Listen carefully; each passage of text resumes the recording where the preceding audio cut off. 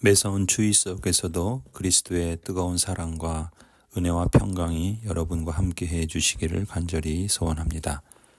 빌립보 교회는 바울이 2차 전도 여행 때 개척한 교회입니다.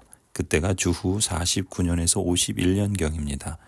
빌립보서는 에베소서, 골로새서, 빌레몬서와 함께 바울이 주전 59년경 로마 감옥에서 쓴 옥중서신입니다.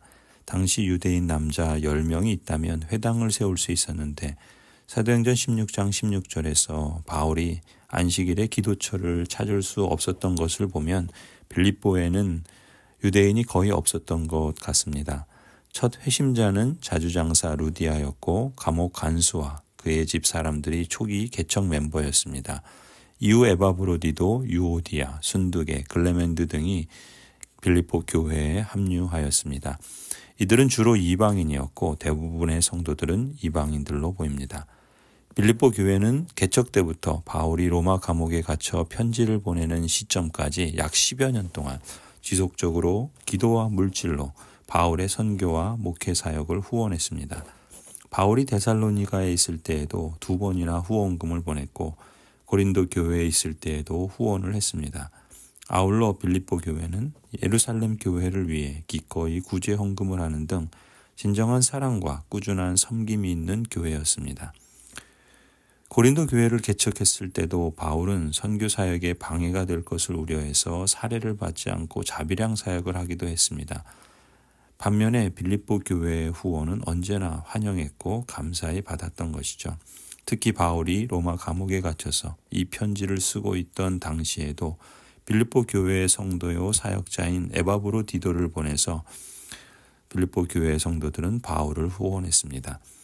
이처럼 빌립보 교회가 10여 년 동안 하나님 나라 복음을 증거하는 일에 꾸준히 헌신하고 물질뿐만 아니라 기도와 사랑을 보내준 성도들에게 감사하는 뜻에서 사도 바울은 에바브로디도를 통해 감사의 편지를 보내는데 이것이 바로 빌립보서입니다.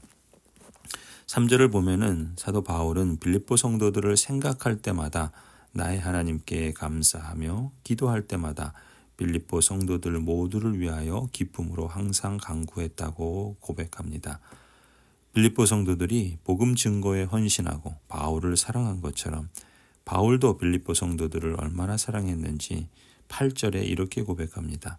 내가 그리스도 예수의 심정으로 여러분 모두를 얼마나 그리워하고 있는지는 하나님께서 증언하여 주십니다. 그리고 이어지는 9절부터 쭉 구체적으로 기도하는 내용이 나옵니다.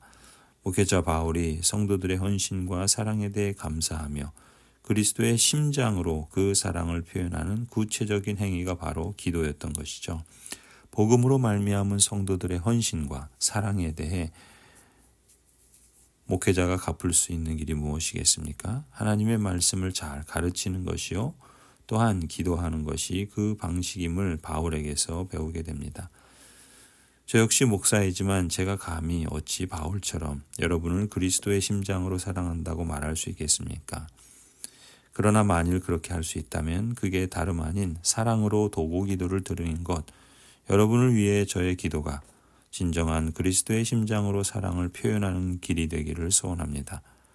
그것이 어찌 목사인 저에게만 적용되는 말씀이겠습니까? 여러분에게도 마찬가지라 믿습니다. 여러분이 자기 자신만이 아니라 다른 성도들을 위해 사랑으로 기도하면 또 교회를 위해 목회자들을 위해 사랑으로 기도하면 그 도구 기도가 바로 그리스도의 심장으로 사랑을 실천하는 것과 같습니다. 주님께서 그렇게 인정해 주시는 것이죠. 여러분의 기도에 자기 자신이나 가족 외에 목회자와 직분자들, 다른 교우들과 목장 식구들의 이름을 부르며 기도해 보시기 바랍니다. 기도의 시간이 좀 더 늘어날 것이요. 기도의 은혜도 그만큼 더 늘어날 줄로 믿습니다. 이것이 더해질수록 우리 교회가 기도로 사랑을 실천하는 공동체로 세워질 줄로 믿습니다. 그렇다면 사도 바울은 어떤 기도를 했던 걸까요? 9절부터 11절입니다. 내가 기도하는 것은 여러분의 사랑이 지식과 모든 통찰력으로 더욱더 풍성하게 되어서 여러분이 가장 좋은 것이 무엇인가를 분별할 줄 알게 되는 것입니다. 그리하여 여러분이 그리스도의 날까지 순결하고 흠이 없이 지내며 예수 그리스도께서 주시는 의의 열매로 가득 차서 하나님께 영광과 찬양을 드리게 되기를 나는 기도합니다. 사도 바울의 첫 번째 기도 제목은 9절입니다. 내가 기도하는 것은 여러분의 사랑이 지식과 모든 통찰력으로 더욱더 풍성하게 되어서. 사도 바울은 성도들에게 사랑이 점점 더 풍성해지기를 기도합니다. 사랑 중에서도 지식과 분별력을 겸비한 사랑이 풍성해지기를 기도합니다. 우리 교회 안에 예수님으로 말미암은 친밀감이 있다는 것은 참으로 큰 감사거리요 자랑이라고 믿습니다. 그것이 진정한 교회의 특징이기 때문입니다. 그런데 이 사랑을 더욱 지속적이고 온전하게 세우려면 우리끼리의 사랑에서 더불어의 사랑으로 한 걸음 더 나아가야 할 줄로 믿습니다. 친한 몇몇 사람만이 아니라 교회를 방문하거나 새로 등록한 분들에게도 사랑과 관심을 더 가져주시기를 바랍니다. 그래서 사도 바울은 사랑을 위해 기도하면서 특히 지식과 분별력을 겸비한 사랑이 풍성해지기를 기도했던 것이죠. 지식과 분별력은 성숙한 사람의 특징 아닙니까? 미성숙한 아이들에게는 분별력이 없습니다. 아이는 자기 것만 챙길 줄 알지 남을 배려할 줄 모르죠. 남의 입장에 서는 것이 미숙합니다.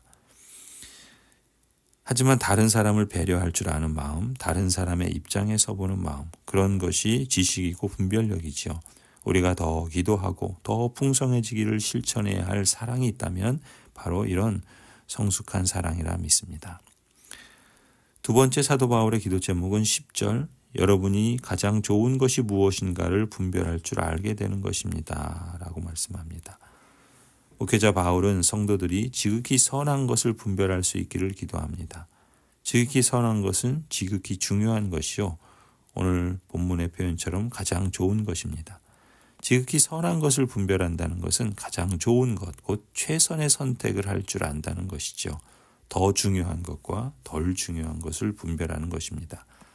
죄와 악이 만연한 세상 속에서 살아가는 우리 그리스도인들이 겪는 어려움 중에 하나가 바로 분별력을 갖는 것이라 봅니다. 세상이 가장 좋은 것이라고 여기는 것이 사실 하나님 나라에선 그리 중요하지 않거나 전혀 중요하지 않은 것이 않을 수 있습니다. 예전에 유행했던 말이 있지요. 이게 최선입니까? 확실해요? 사업을 해도 직장 생활에서도 자녀의 진로를 결정하거나 심지어 교회 사역이나 목회도 마찬가지라 봅니다. 우리 삶에 직면하는 모든 선택의 순간에 우리가 마주하는 질문이 바로 이것이죠. 이게 최선입니까? 확실해요? 진짜 중요한 문제와 덜 중요한 문제를 분별하는 능력이 필요합니다. 굳게 붙잡아야 할 것과 기꺼이 버려야 할 것을 구별하는 능력이 필요합니다. 무엇에 우리의 관심과 힘을 쏟아야 할지 요즘 유행하는 표현으로 선택과 집중이 필요합니다. 연말을 맞이하여 한 해를 이 지식과 분별력으로 돌아보며 또한 새로 맞이하는 새해에 우리가 무엇에 관심을 쏟고 힘을 쏟아야 할지 선택과 집중의 그러한 모습이 우리에게 필요하다 믿습니다. 더군다나 악한 세상 속에서 살아가는 그리스도인으로서 지극히 선한 것, 가장 좋은 것을 분별하는 능력, 우리가 이 능력을 사모하고 하나님께 간구해야 할 줄로 믿습니다. 마지막 세 번째 기도 제목은 10절 11절입니다. 그리하여 여러분이 그리스도의 날까지 순결하고 흠이 없이 지내며 예수 그리스도께서 주시는 의의 열매로 가득 차서 하나님께 영광과 찬양을 드리게 되기를 나는 기도합니다. 이 기도는 두 가지로 표현되고 있죠. 첫 번째는 진실함과 허물 없이 그리스도의 날까지 이르기를 위해 기도하는 것입니다. 여기서 진실한이라고 표현된 말은 본래 태양의 열과 빛을 의미하는 말에서 나왔습니다. 당시에는 천이나 옷감이 아주 중요한 국제무역의 주력 상품이었죠. 빌립보 교회의 성도인 자주장사 루디아가 바로 오늘날로 치면 시대를 읽을 줄 아는 무역회사 사장쯤 되는 것입니다. 그런데 천이나 옷감을 자세히 살펴보려면 당시로서는 태양 아래서 살펴보는 것이 최선의 방법이었다고 그래요. 햇볕 아래서 살펴보면 더러움이 없고 흠도 없는 것을 잘 알 수 있는 것이죠. 햇볕 아래 두고 보아도 흠이 없고 더러움이 없는 성도, 세상 속에 속하지 않고 그리스도께 속한 성도의 삶을 추구하자라는 말씀입니다. 두 번째 사도 바울이 성도들이 허물 없이 그리스도의 날까지 이르기를 위해 기도하죠. 허물 없이라는 말도 다른 사람을 넘어지게 하거나 넘어지는 일이 없다라는 뜻에서 나온 말입니다. 때때로 안타깝고 너무나도 마음 아픈 일은 그리스도인끼리 서로를 넘어지게 하는 경우입니다. 사실 빌립보 교회에는 성도들 간에 가령 유오디아와 순두계 사이에 원망과 다툼이 있다는 소식을 사도 바울도 들었습니다. 그래서 그들에게 모든 일을 원망과 시비 없이 하라, 또 한 마음을 가지라 권면했던 것이죠. 세상은 그렇지 않습니까? 자신 한 몸 살기에 연연하고 자신 한 몸 건사하기에 급급한 세상입니다. 사람에게나 교회에게나 비방하고 거치는 자가 아니라 오히려 여러 사람의 유익을 구하는 모습, 내가 누군가에게 힘이 되고 도움이 되고 또한 도움을 주는 삶, 그게 그리스도인다운 삶이요 하나님 나라에 속한 사람으로서의 삶이라 믿습니다. 그래서 생명을 누리고 생명을 확대하는 것이 바로 그리스도인의 매력이고 영광이라 봅니다. 그리스도인의 삶은 그리스도인다움에 더 가깝고 충실하려는 평생의 배움이자 실천이라고 할 수 있습니다. 사도 바울이 허물 없이 그리스도의 날까지 이르기를 기도하는 것도 같은 맥락인 것이죠. 이처럼 우리 교회는 진실하며 허물 없이 그리스도의 날까지 이르기를 기도하고 힘쓰는 성도들이 되기를 바랍니다. 바울은 또 성도들의 삶에 의의 열매가 가득하여 하나님의 영광과 찬송이 되기를 기도합니다. 의의 열매란 특히 관계 속에서 맺는 열매입니다. 왜냐하면 바울에게 의란 관계 속에서 책임을 다하는 것이기 때문입니다. 관계라 하면은 하나님과의 관계뿐만 아니라 자신과의 관계, 다른 사람과의 관계, 세상과의 관계를 다 포함하겠죠. 즉 이런 삶의 다양한 관계들 속에서 맺는 열매, 이것이 그리스도인으로서 죄와 비참함에서 구원해 주신 그 은혜를 깨닫고 감사하여 믿음으로 응답하는 삶의 자세가 의의 열매라 봅니다. 관계의 열매라는 점에서 의의 열매는 달리 말하면 성령의 열매와 연결되겠죠. 오직 성령의 열매는 사랑과 희락과 화평과 오래 참음과 자비와 양선과 충성과 온유와 절제라 말씀합니다. 우리 모두가 삶의 여러 관계 속에서 신실하고 책임 있게 응답함으로 의의 열매를 풍성하게 맺어가기를 기도합니다.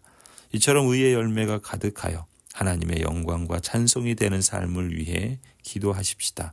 말씀과 기도로 사랑을 실천하는 교회, 하나님께서 우리 안에 시작하신 선한 역사와 이 여정이 은혜 가운데 풍성한 열매를 맺도록 성령께서 우리 안에 지속적으로 역사해 주시기를 간절히 축원합니다. 아멘.